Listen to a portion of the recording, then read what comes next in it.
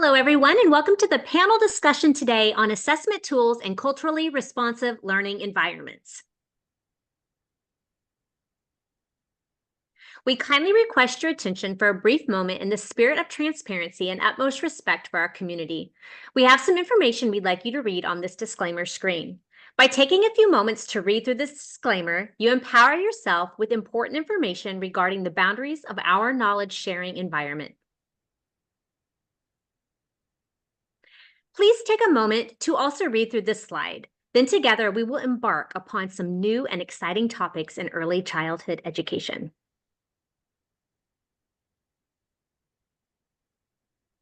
So this panel of experts was created to provide real-world examples of two very important topics in early childhood education. So the first topic today we're going to cover is assessment tools and their purpose.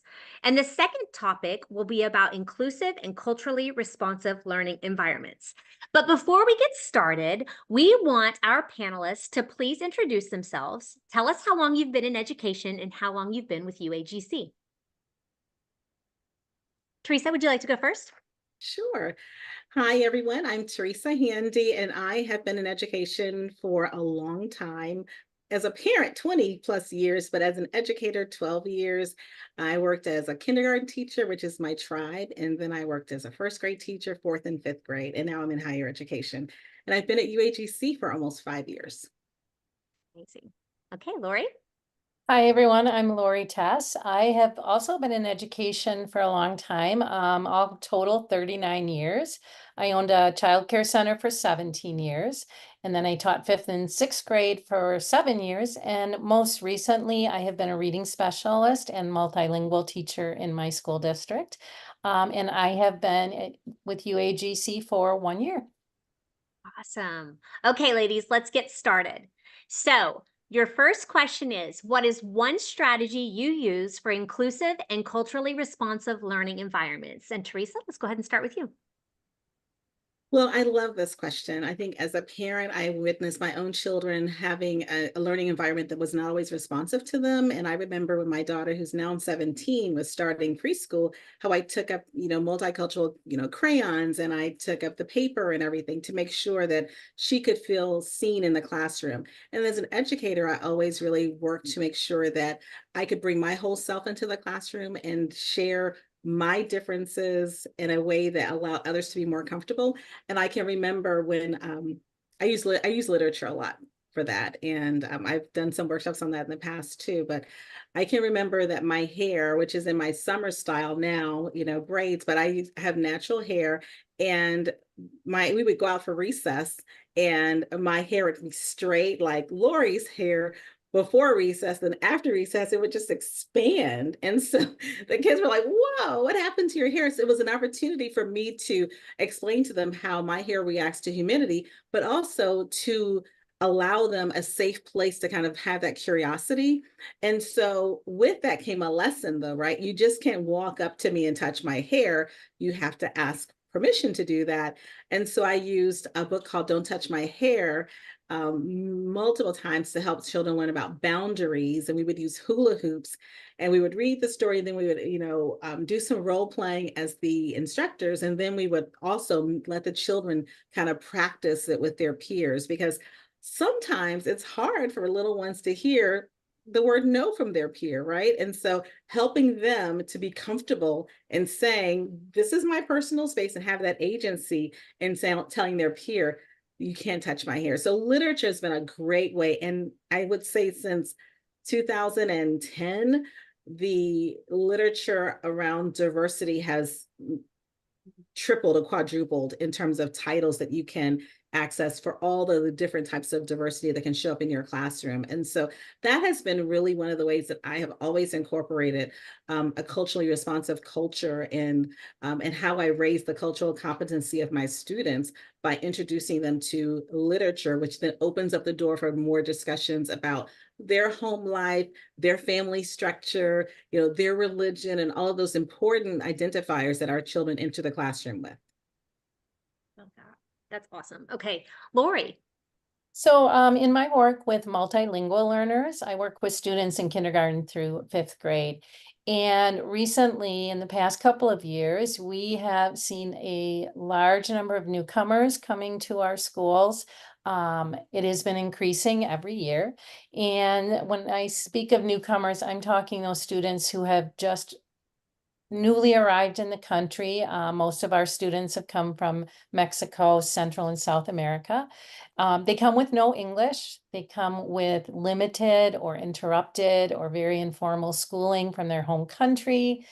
And most important of all, many of these students are dealing with a lot of trauma, whether it's trauma from what they've left or their journey here. And so to create a culturally responsive learning environment, the number one thing for me and what I try to impart upon our teachers is safety and security is always first for these students.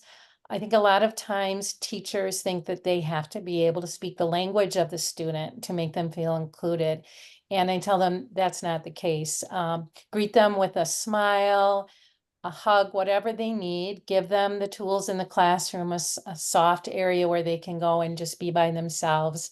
One of the strategies that I use and I share with the teachers is before the student arrives, I will take pictures of the teachers they might see in the school, different areas of the school, because I cannot assume that they know what different things are. They've had probably very different schooling in their home country. And I will put it together in a booklet and laminate it, and that will be kind of their comfort that they can bring with them. And it allows the classroom teacher to also communicate with them without necessarily having to use their language. And so just making them feel safe and secure is number one for those newcomer students. Both of those Now, are amazing. I No, wanted go to ahead. add, thank you, Tisha. I wanted to add something when she was speaking, when Lori was speaking about safety and security. I can remember with a JK class how we were talking about skin color. We had a situation where one student said, I don't want to play with you because your skin is one color and whatever. So that can be very unnerving for a teacher, right? When students say those kinds of things, but those are also doors that are opening for further conversations. And so when that happened, we started talking about melanin and how all of us have melanin. And there are amazing books on how to explain this to children. And we talked about how my melanin is busier in my skin than say yours, Tisha, right? So when we explained it like that. We all got in a circle. We all put our hands in together. And even amongst the children, like, wait, you have more melanin than I do. And these were all white children, right? And so they were so excited to see that they also had melanin. And so what happened is they took that information home from the classroom. They took that information home from the classroom where they had shared with their family and their siblings. And they came back and we also let them create their own paint. So they were able to mix paint where they could use for the rest of the school year to talk. And that's how they were able to do their self-portraits, which were much more accurate than just choosing a random color. So when we're talking about safety and security, we're also talking about that emotional piece too, that is so important. And I Yeah. think that's awesome because I'm just going to chime in here for just a second. And my nephew, when he was born with a birthmark all the way down his arm and clear onto his hand. And he always has questions about that. And he's learned to talk about his birthmark and talk about things like that. But what a great activity that would have been for him too, because he's completely different on one hand and one of his hands isn't. So I think every teacher comes up with a way to make their students feel safe, secure, and to teach these different things. But I love both of your ideas. So thank you. So let me switch gears here. And I'm asking, what is your favorite assessment tool? And can you kind of describe it and its purpose and what age level you'd use it for? Teresa, I'll go back to you. Sure. So I work with younger children. So I use a lot of exit tickets and questioning. I love the flexibility of exit tickets and questioning because it allows students to share what they want, what they've learned in the way that they want to. So for example, they can answer in their own words. They can share if they want to do it, if they want to respond with using a block, or if I ask them what is a shape, they can show me either by drawing it or using blocks. So giving children options in those exit tickets was always so important to me, and also giving them the flexibility of not even responding if they didn't want to at that time. I think giving children that kind of agency and power over their sharing their learning is so important. So another thing I do with exit tickets and questioning is it allows for me to take a response through audio or video. So during the pandemic, it was really interesting to me that I shared some stories online, and the students were able to respond to the story questions through artwork, through drawing, drawing artwork, through video or audio because of the app we were using. And it was interesting to see who chose to do what and when they chose to do it. And so you were able to see some of their environment. You were able to see their parents jump in. You were able to see the detail in their artwork. So questioning allows me to assess the children in a way that can also reflect their cultural background. So I can use things from their culture to help me explain or have them explain something to me. It allows for different types of learning styles, which I think is so important. Some children are more verbal than others. Some children are reading earlier.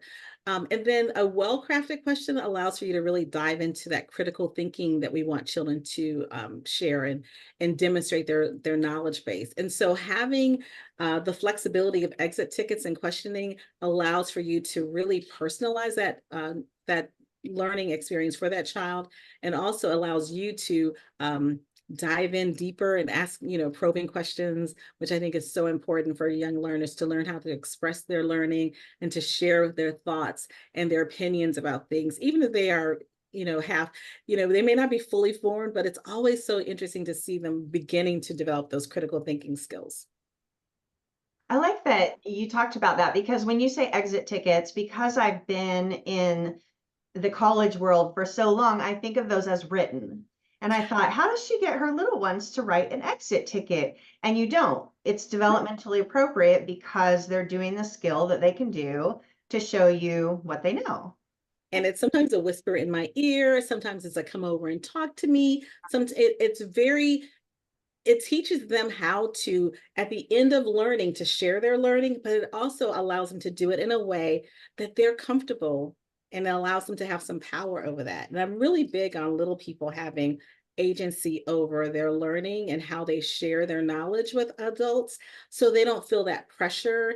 I have a 17-year-old and she talks about pressure all the time. I'm like, I don't pressure you, but it's amazing how children internalize pressure when we ask them questions about their learning. And so giving them agency over that is such a good way to kind of begin to kind of calm that emotion down in those students.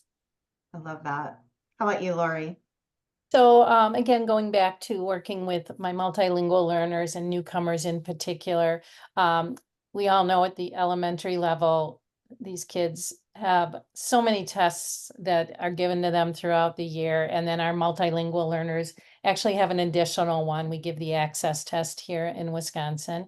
And so I like to be very laid back and informal when I am assessing students. I want it to be comfortable for them. I don't want them to feel like it's, another test that they're taking. And so similar to Teresa, I will allow them to show me what they know in different ways. With newcomers who don't speak the language, I have a set of cards that I've created. They're just small color cards that are laminated with different common items that they might have encountered either at home, in their own country, in school. And it gives me an idea of their vocabulary, first of all, but I allow them to identify those objects in their home language first. For me, strong literacy, strong vocabulary in the home language can be a good predictor of their ability to acquire English. And so I want to honor their home language first of all. And so by just showing them those pictures and then being able to identify it in their home language, and sometimes they might have the English word for it, and that's great. With the younger students, I like to have them draw a picture of anything. It can be about familia or just something, maybe an experience, and you can get a lot of information from them that way. So my reasoning for assessing those newcomers is just to get their background, whether it's family background, cultural background, and then again, just a little bit of knowledge of where they are with their home language vocabulary, because that's going to be a good indicator of their ability to acquire English down the road. So very simple, but very effective, and it gives me a lot of really good information. I love that. I wanted to jump in for just a second and say that my favorite assessment is portfolios. I used those with my pre-K students, my kindergarten students, and even my gifted and talented 3rd through 6th. Kind of goes back to Dr. Handy. I like to give my students ownership of what they're learning. They can pick what they want to put in the portfolio. I can also tell them what they're putting in there. At the end of the year, the portfolio was really, really thick. And I still have parents 25 years later telling me, I have looked through that portfolio more than one time. You have no idea how much I love it. And now my students that were in college, they're looking at their portfolio from when they were in pre-K. And, you know, I started on day 1 and we did the portfolio clear until the very last day of school. It showed all of that growth. They were able to put in the work that they were really proud of. So a portfolio to me is my favorite way to assess. There are so many different ways to assess students. We all know that. So this panel has been amazing. You ladies bring a wealth of great information. That's why we chose you. Thank you so much for being here, and we hope you will join us again soon. Thank you. Thank you so much.